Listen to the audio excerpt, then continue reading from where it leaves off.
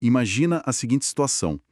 Uma simples foto de um prato de macarrão, tipo, tirada num restaurante num almoço de domingo, é enviada para um computador. Uhum, uma foto super comum, né? Exato, uma foto qualquer.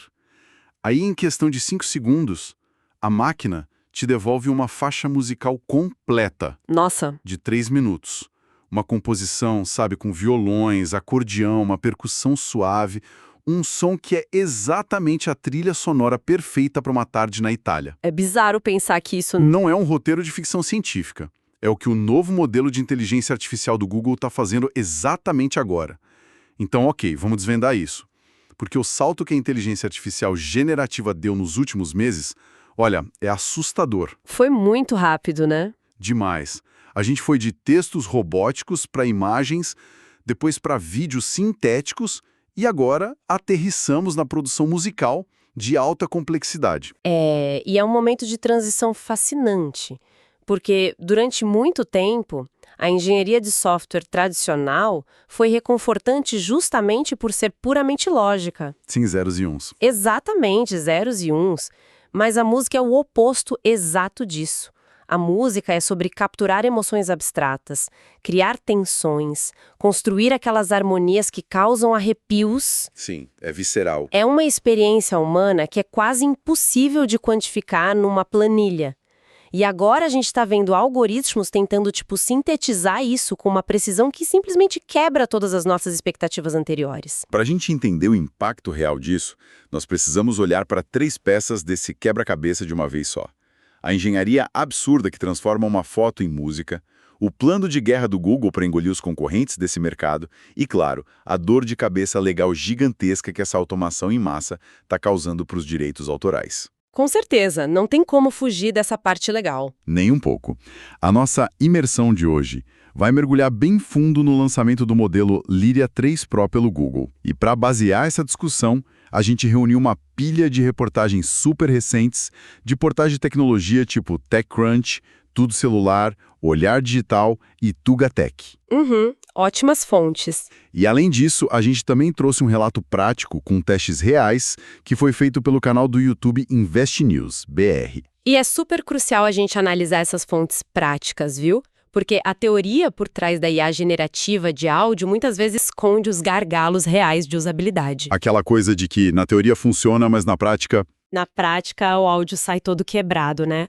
O que essas publicações e esses testes de usuários estão mostrando pra gente é que a barreira de entrada para a criação de áudio profissional está desmoronando de verdade. Só que isso traz uma série de consequências não intencionais para a forma como a gente consome e até valoriza a música hoje. Então vamos começar pelo salto evolutivo, porque a velocidade das atualizações está vertiginosa. O Google lançou o Lyria 3 há apenas um mês. E convenhamos, era uma ferramenta interessante, tá, mas bem limitada. Era mais para brincar, né? Sim, gerava pequenos clipes de 30 segundos, fazia um som ambiente legal, mas parava ali. Agora, poucas semanas depois, eles me liberam o Lyria 3 Pro.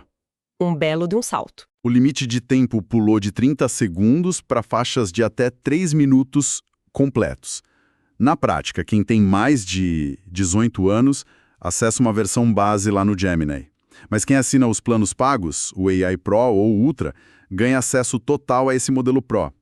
Mas a minha grande dúvida é duração maior realmente significa qualidade musical? É uma ótima pergunta. Porque, sério, a gente não corre o risco de acabar gerando só uma música genérica, só que agora mais longa e entediante? Essa é a armadilha clássica da geração de áudio. É muito, muito fácil o algoritmo se perder no meio do caminho. Como assim se perder? Pensa assim, quando um modelo precisa gerar 3 minutos de áudio direto, ele sofre com o que a gente chama na engenharia de perda de contexto. Ah, ele esquece o que estava tocando? Exato.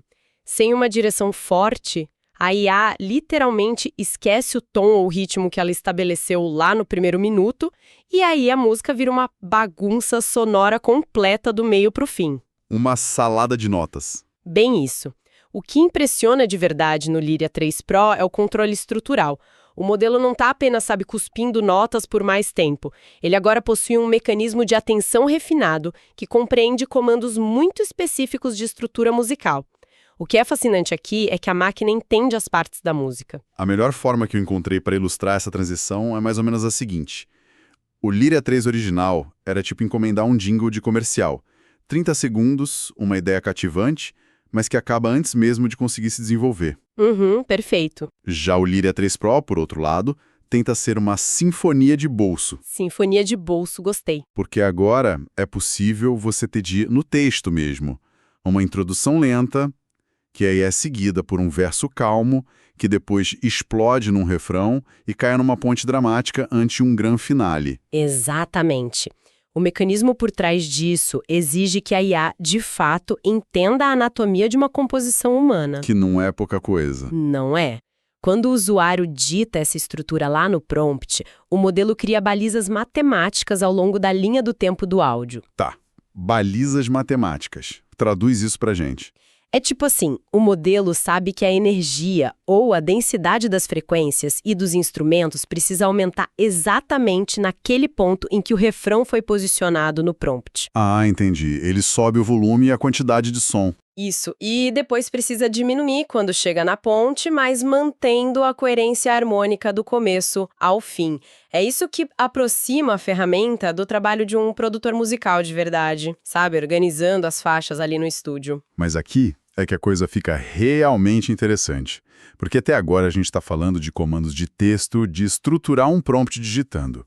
Só que a mágica do ecossistema do Gemini, que é onde o Lyria 3 Pro mora, é a multimodalidade. A grande palavra do momento. Sim.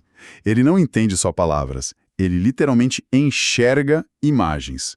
E é aqui que entra aquela história do almoço italiano que eu comentei no início. O relato detalhado do Invest News BR me deixou, assim, perplexo. Foi um teste muito inteligente. Demais. O criador de conteúdo pegou fotos reais de um almoço com a mãe dele num restaurante, enviou as fotos para o chat da IA e simplesmente pediu uma música baseada naquilo. Só jogou as fotos lá? Só jogou as fotos. E o resultado foi uma trilha sonora com cara de Itália. Perfeita. Sabe, pronta para colocar num Reels ou num TikTok.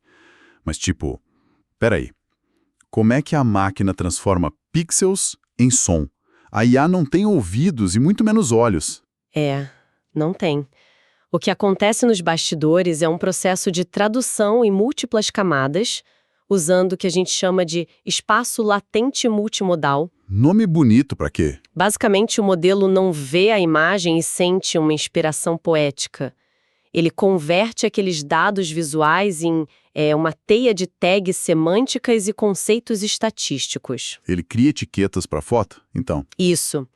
Por exemplo, ele analisa a foto do macarrão e identifica tags como luz quente, textura rústica, comida mediterrânea. Em seguida, o algoritmo cruza esses conceitos visuais com um banco de dados de áudio gigante dele. E aí ele liga os pontos. Exato.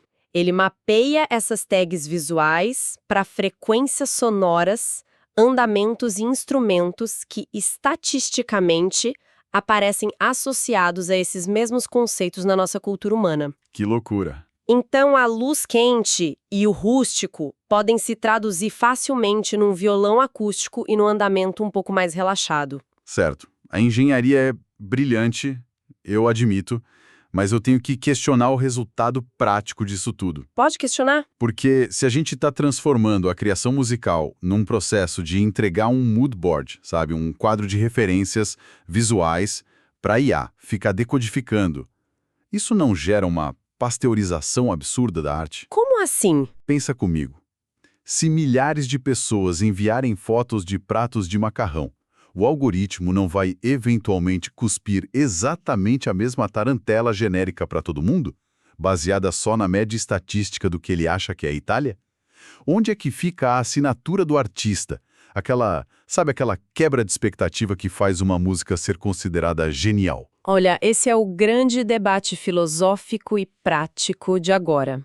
A tendência inicial de qualquer IA generativa é, de fato, a regressão à média. Fazer o básico bem feito. Isso, ela produz o que é mais provável. E o mais provável é geralmente seguro e clichê. É a média. Mas a resposta técnica para tentar evitar essa pasteurização é o nível de intencionalidade que o usuário coloca ali no comando.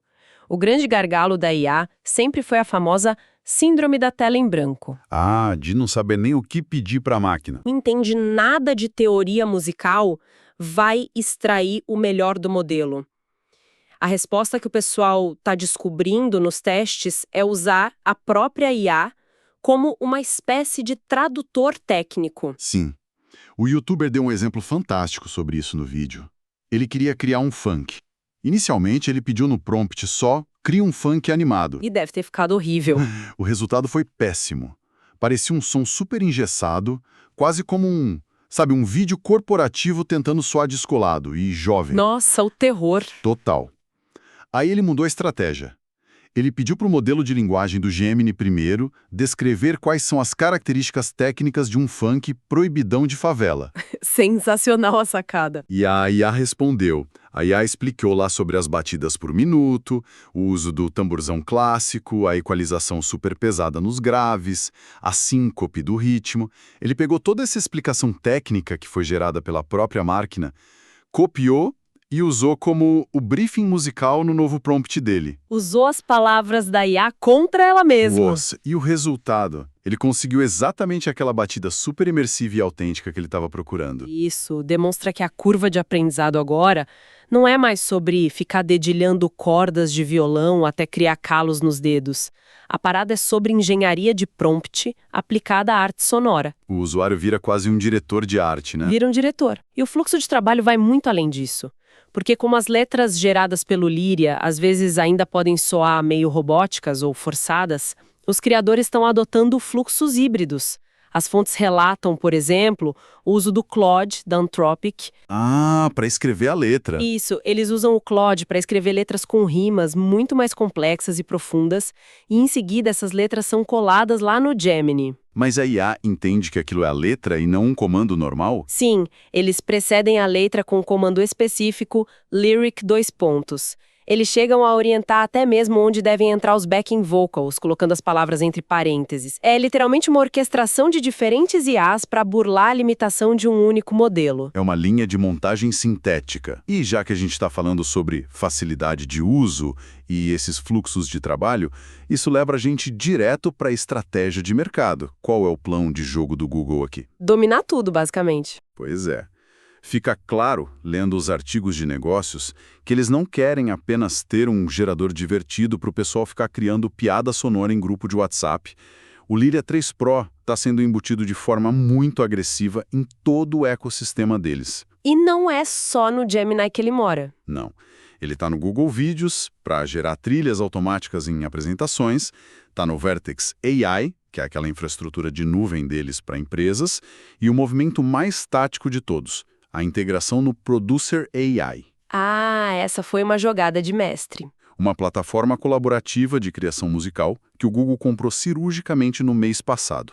O que o Google está construindo é uma teia de conveniência, e eles precisam fazer isso muito rápido porque o mercado, sinceramente, não está vazio. Se a gente conectar isso com o panorama geral, a grande pedra no sapato do Google atualmente é uma startup chamada Suno. Suno é famosa já. Sim, e de acordo com as análises, o Suno já está na sua 5ª versão e possui umas capacidades que são formidáveis. Enquanto o Google ainda está celebrando ali faixas de 3 minutos, o Suno gera músicas complexas de até 8 minutos. 8 minutos é o tempo de uma faixa de rock progressivo. Exatamente. Além disso, eles possuem um catálogo com mais de 1.200 estilos musicais super detalhados. E, o que é crucial para os profissionais, a versão paga do Suno oferece um estúdio embutido. Como assim o estúdio? É um espaço onde é possível separar e editar as faixas, tipo isolar a bateria, a voz, o baixo, de forma totalmente independente.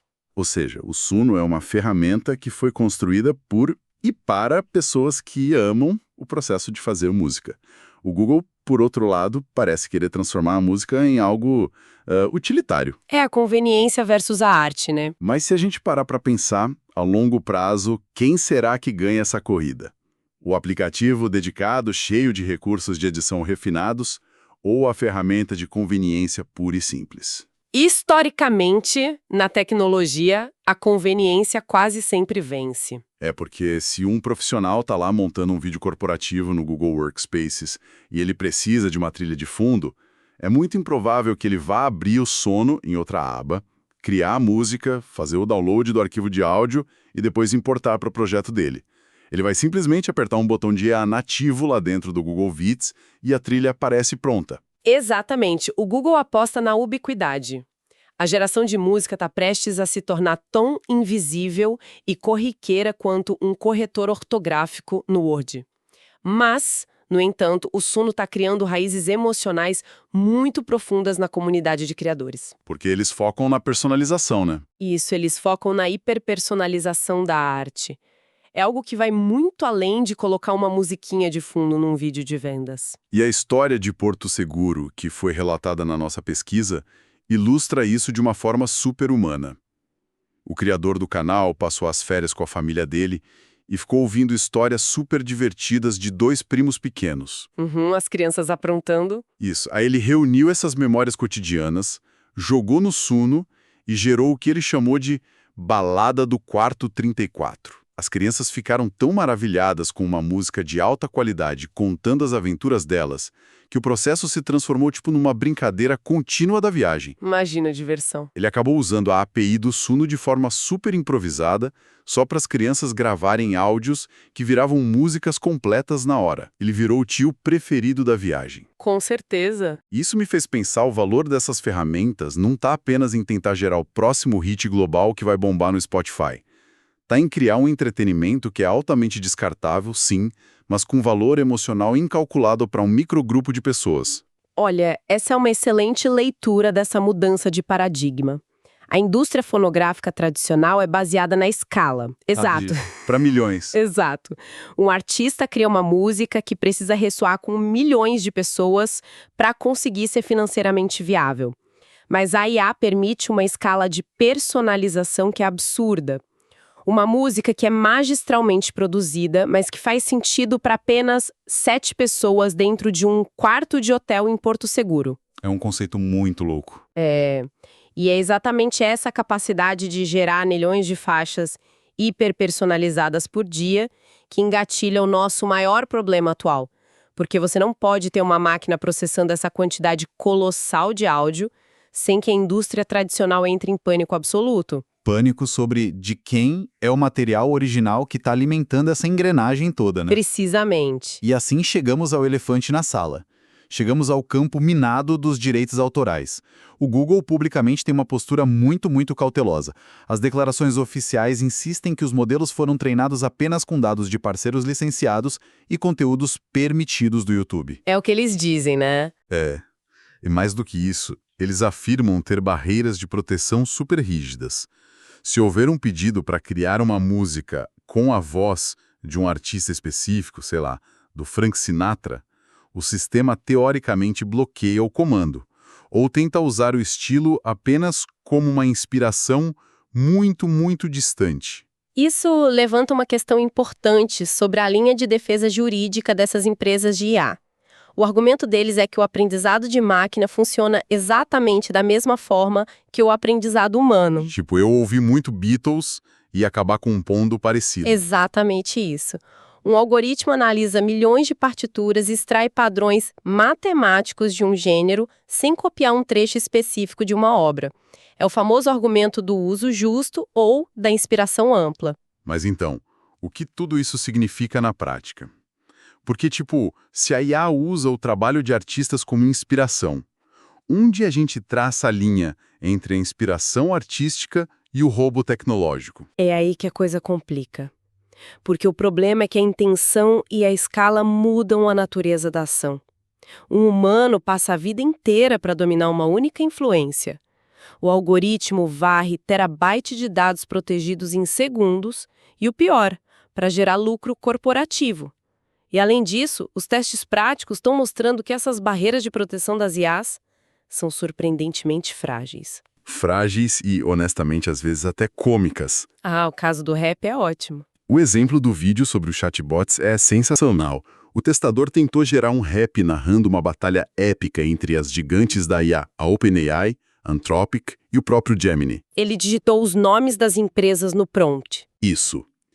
Imediatamente, o sistema barrou o prompt, alegando violação de políticas de marcas registradas. A IA simplesmente se recusou terminantemente a cantar sobre essas empresas. Aí, diante desse bloqueio, o usuário mudou a abordagem. Ele apagou os nomes das empresas do texto e pediu algo super vago, tipo, crie um rap genérico sobre os principais chatbots de inteligência artificial do mercado. Ele deu a volta no sistema. E adivinha o que aconteceu? Ao receber essa liberdade toda para gerar letras sem os nomes restritos lá no prompt, a própria IA incluiu na música citações nominais à OpenAI e ao Gemini. O algoritmo literalmente burlou a própria regra que ele tinha acabado de defender na tela anterior. É irônico, mas esse incidente, embora pareça só uma piada tecnológica, ele expõe a dificuldade fundamental da engenharia de IA hoje. Como é que você impõe guardrails, sabe, aqueles trilhos de segurança, em modelos que são puramente probabilísticos? Não tem como controlar cada palavra, né? Não tem. A máquina obedece a regras de bloqueio de palavras exatas ali no prompt digitado, mas o contexto que ela gera internamente é super fluido.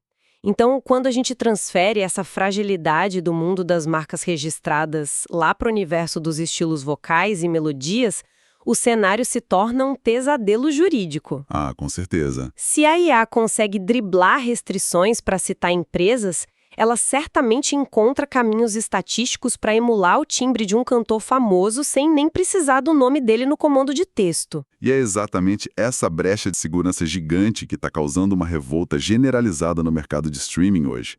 Artistas reais, de carne e osso, estão competindo por espaço e atenção com montanhas de áudio gerados sinteticamente. A nossa pesquisa pontua que as plataformas já estão reagindo a isso. Estão tentando, pelo menos. O Spotify, por exemplo, lançou ferramentas para que os artistas possam revisar músicas que são atribuídas aos perfis deles.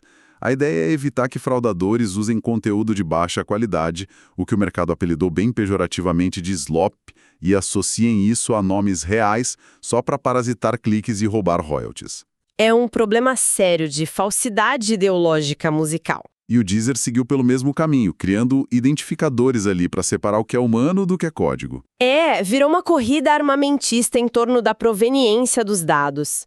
E para evitar ser rotulado como o grande vilão que destruiu a indústria musical, o Google precisou apresentar uma solução técnica real que fosse além de só ficar fazendo discurso jurídico. E é aqui que entra o Synth ID. Synth ID. Isso. Que talvez seja a tecnologia mais importante a longo prazo de todo esse lançamento. Basicamente, todas as faixas geradas pelo Lyria 3 Pro não saem limpas da plataforma. Elas carregam uma assinatura. Mas peraí, como isso funciona na prática? Porque as fontes citam que é uma marca d'água invisível. Mas no áudio não existe imagem. O que o Synth ID faz exatamente? É tipo um chiado que fica no fundo da música? Não, nada que o ouvido humano consiga perceber de jeito nenhum. A genialidade do Synth ID está em operar na camada do espectrograma do áudio. Tá, me explica isso. Pensa na música não apenas como som, mas como um mapa tridimensional de frequências sonoras. O que a tecnologia do Google faz é injetar um padrão matemático bem específico dentro das frequências de som, bem durante a própria geração da música. Ah, entendi. Ele mexe no DNA da música na hora de criar. Isso. Esse padrão altera levemente a representação visual do som num software de análise. Mas essas frequências que foram modificadas ficam mascaradas por outras faixas sonoras da música, tornando tudo inaudível para nós. O ponto crucial, a grande sacada aqui, é que esse padrão matemático sobrevive. Sobrevive a quê? Se o áudio for cortado, se for comprimido para MP3, ou mesmo se for enviado e ultracomprimido pelo WhatsApp. Softwares de varredura conseguem ler esse espectrograma depois e afirmar com certeza quase absoluta que aquele arquivo nasceu dentro de um servidor do Google e não num estúdio de gravação. Então, no fundo, o Google está tentando construir um farol de transparência bem no meio do nevoeiro que eles mesmos ajudaram a criar. Exato, é tipo um radar. É uma sinalização de paz ali para Spotify e para as gravadoras, do tipo, nós geramos o volume, mas fornecemos o radar para vocês identificarem de onde veio. A questão é, resta saber se o resto da indústria, especialmente aquelas ferramentas de código aberto, onde qualquer pessoa pode rodar um modelo sem supervisão no próprio computador de casa, se eles vão adotar padrões semelhantes, né? É difícil garantir, mas o futuro da internet depende desses sistemas robustos de proveniência. Sem tecnologias como o SynthID se tornando um padrão global, a gente vai perder rapidamente a capacidade de distinguir a realidade sintética da criação orgânica. E não estou falando só na música, mas em áudios jornalísticos, políticos, documentais. O buraco é bem mais embaixo. Bom, vamos amarrar tudo que a gente viu até aqui. O lançamento do Lyria 3 Pro pelo Google representa um divisor de águas gigantesco na acessibilidade criativa. A capacidade de gerar 3 minutos de áudio estruturado a partir de prompts de texto super detalhados ou de inputs multimodais, como simples fotografias do nosso dia a dia, derruba de vez as paredes da teoria musical clássica. Derruba mesmo. E o Google está diluindo essa tecnologia por todo o seu portfólio de produtos, tentando transformar a música sintética numa ferramenta corporativa super conveniente para enfrentar o poder de estúdios baseados em IA, como o Suno. E enquanto histórias incríveis de personalização profunda, como a das crianças lá em Porto Seguro, aquecem o coração, a tempestade dos direitos autorais exige respostas técnicas cada vez mais sofisticadas para tentar manter o mínimo de ordem nesse caos digital. Sabe, a tecnologia sempre forçou a arte a se reinventar. Isso aconteceu lá com o surgimento da guitarra elétrica, aconteceu com a invasão dos sintetizadores e samplers nas décadas passadas. Sempre teve resistência, né? Sempre. Cada nova ferramenta encontrou resistência inicial antes de se tornar de fato um novo instrumento de expressão.